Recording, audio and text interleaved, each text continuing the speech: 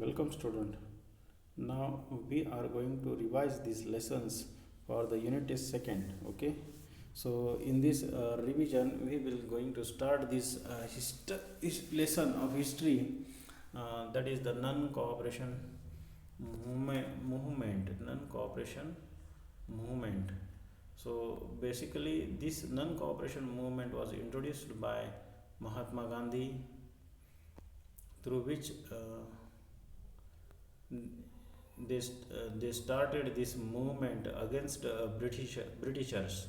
Okay, and the next lesson is the civil disobedience movement. This is the another phase of freedom struggle, which was led by Mahatma Gandhi.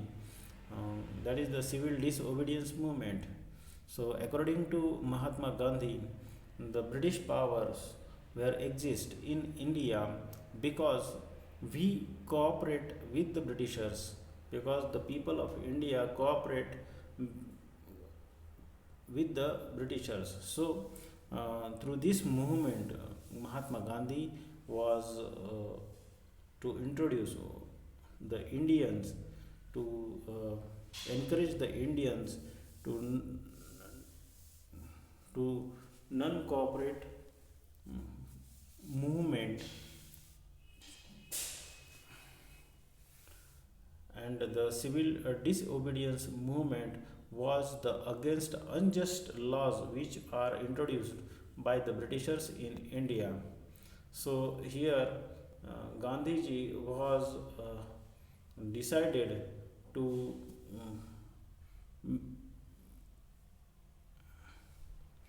encourage the people of India against the black laws of Britishers, to abolish these laws which was imposed by the Britishers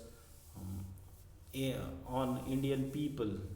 So because they are unjust or unlawful or illegal laws which implies in India by the Britishers, the Gandhiji started the Dandi March. Here is the picture of Dandi March. Here is the picture of Dandi March. Okay, which was started by Mahatma Gandhi, and he launched the Satyagraha to break the Salt Act, So in this process, he started a Satyagraha at Dandi, a seashore in Gujarat, in 1930.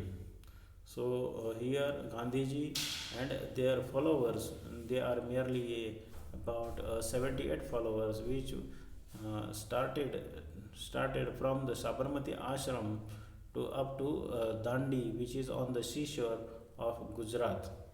Okay, they approximately covered the 385 kilometers, and after reaching to the Dandi seashore, the Mahatma Gandhi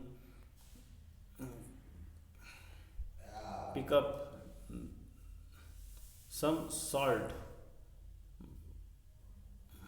which was lying on the seashore of the Dandi. Thus, in this process, Mahatma Gandhiji started civil disobedience movement, and which encouraged the people of India to start the movement of civil disobedience through all over the country. So in this process, when the Gandhiji led this Satyagraha movement, many people take part in this Satyagraha. At many in the many regions, many leaders come forward to lead this Satyagraha, which was started by Mahatma Gandhi.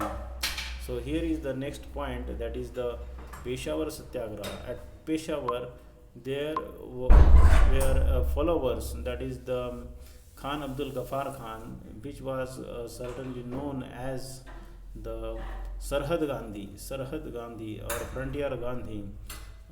He led the foundation of organization which was called as a Khudai Khidmatgar, So he also started a satyagraha at Peshawar, which was now in Pakistan. Nowadays, Pakistan occupied land. Okay. There they started a satyagraha merely about a week, and British government ordered the Garhwal regiment to fire on the satyagrahis, but the Chandra Singh Thakur, which was in charge of that regiment, refused to do this uh, open fire. So he was marshaled and given a severe punishment. So thus many Indians also taken a part uh, in this civil disobedience movement. So Gandhiji was arrested in 1930 on 4th May 1930, uh, and all many measures were taken by the British government to suppress this movement. Okay, in this process, the next point was about the Solapur Satyagraha. In the Solapur also, there many satyagrahis organized the march uh, over the district collector's office in Solapur. Many volunteers taken part in this satyagraha. Many of the peoples laid their lives in the firing, like Shankar Shivdare, Shankar Shivdare, who was died in this movement. Later on, the people were uh, started attacking the police stations, railway stations, court, municipal buildings, which was the head of the British Empire. So the government declared in Solapur the martial law to suppress this movement. So in this, they captured many leaders of the freedom fighters like Malappa Dhanshetty, Sri Krishna Sarda, Qurban Hussain, and Jagannath Shinde. They were hanged to death. Hanged to death. Mm, Next point of Dharasana Satyagraha. Dharasana is the now situated in Gujarat, and the movement at Dharasana Satyagraha, which was led by the Sarojini Devi Naidu. Sarojini Devi Naidu.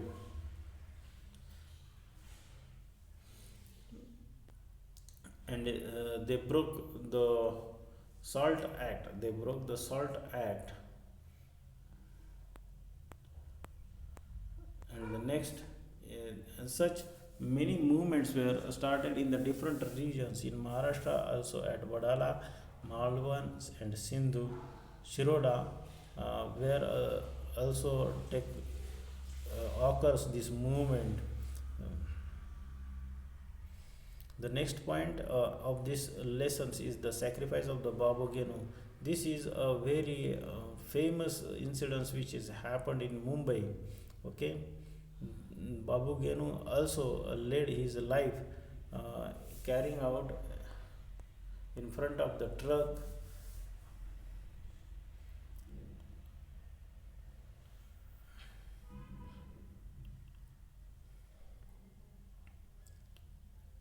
and that truck crushed Babu Genu. So he gained the martyrdom in this movement, civil disobedience movement. Okay, here are the some important features of the civil disobedience movement. That is, this movement is a whole spread. That is the nationwide movement. Many peoples who took part in this movement, while many women's also taken part in this movement like Kasturba Gandhi, Kamala Devi Chattopadhyay, Avantika Bai Gokhale, Lilavati Munshi, Hansa Ben Mehta. Uh, so each and every sections of the society take a part in this movement. This movement was based on a complete non-violence, uh, and British government also suppressed this movement severely. Okay, the next point is about the roundtable conference. The Britishers comes to realize that the round table conference, they take out some important measures to suppress this civil disobedience movement. And the Prime Minister of Britain, Prime Minister, that is the Ramsay MacDonald, organized a roundtable conference in 1930 up to 1932. So the first roundtable conference were occurred in London.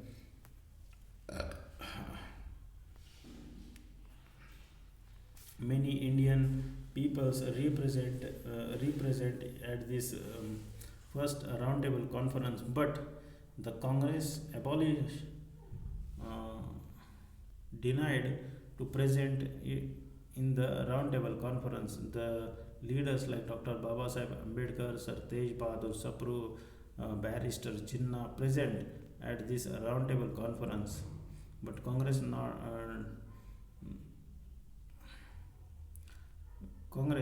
denied to be present at this roundtable conference. But later on, Britishers come to know that without Congress they could not do anything about India, because Congress is considered as the only representative of the Indians. So this incident leads to the Gandhi-Irving Pact. Okay.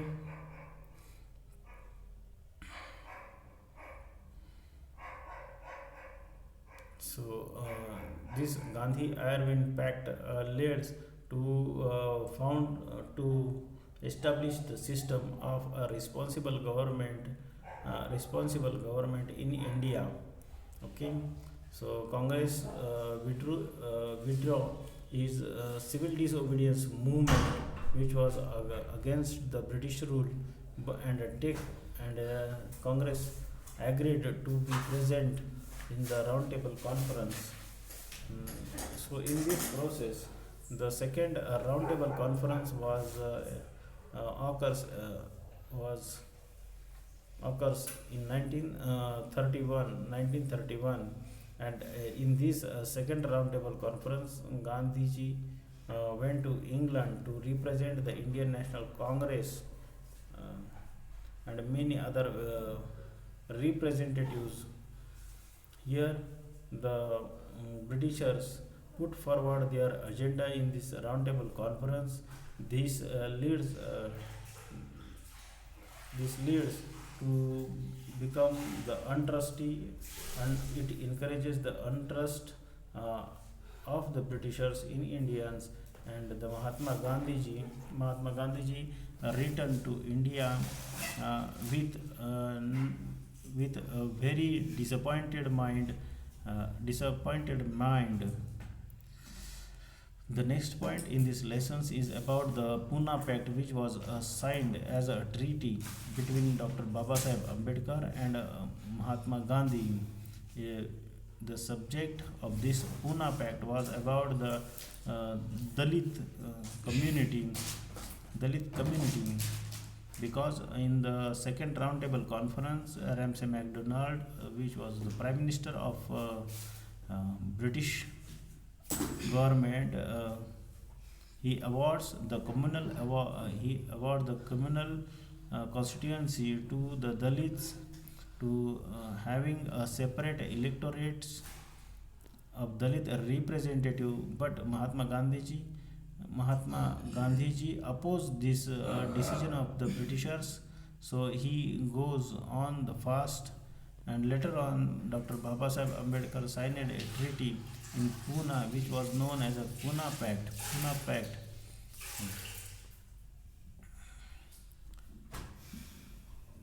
Through this pact, Ambedkar accept to not cancel the provision of separate electoral for the Dalits. Okay, and after that, the third roundtable conference also organized by Britishers in England, but the mistake which was done by the Indian National Congress to present in the second roundtable conference, it was recorrected by the Congress, that they take a decision to remain absent in this third roundtable conference. So such this roundtable conference phase, which was organized by the Britishers, goes on in vain. Okay, so the Gandhiji decided after this third roundtable conference to re-establish the movement, civil disobedience movement, but the Congress loosened their trust, the trust of the Indian people. So Indian people did not take a part of the second phase of the civil disobedience movement. So in this way, in 1934, in the April months, this civil disobedience movement come to an end. Okay. So look at this exercise, students. You have to complete this uh, exercise in your homework. So you come to the know the different points of this lesson. Okay. So here are the questions. Explain the following statements with the reasons. So you have to put forward in the reasons in your answer. That is, the first one is Chandra Singh Thakur was court-martialed and severely punished because Chandra Singh Thakur was denied to open fire on the movements or freedom fighter of India. So he was severely punished by the Britishers. Uh, Second question is about the government declared martial law at Solapur. The movement, civil disobedience movement, take a part violently in Solapur. So, to suppress this movement, Britishers introduced the martial law in Solapur. Many leaders laid their lives for this movement. Third one is the deliberations in the first round table conference proved to be meaningless because Congress was the only party or a movement which represented Indians as a whole.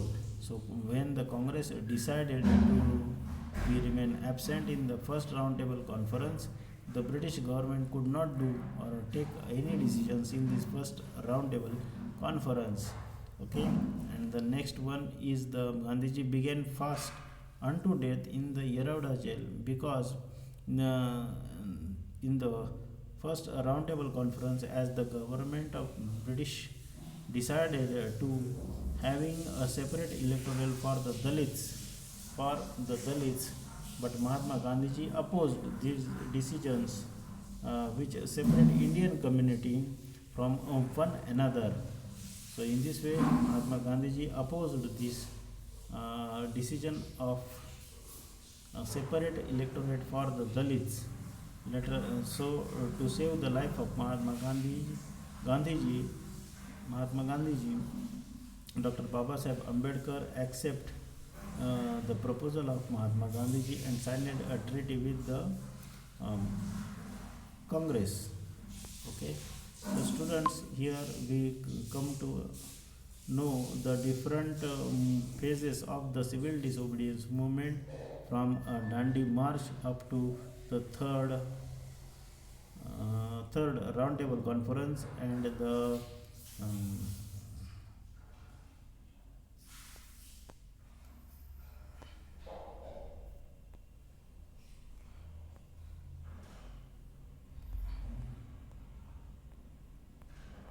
up to this point of the separate electoral cancellation of the separate electoral and the reintroduction of the civil disobedience movement by Mahatma Gandhiji. Okay, so students, here we revise this first lesson of the unit as second. Okay, so you have to read and underline the important points of this lesson. Okay, thank you.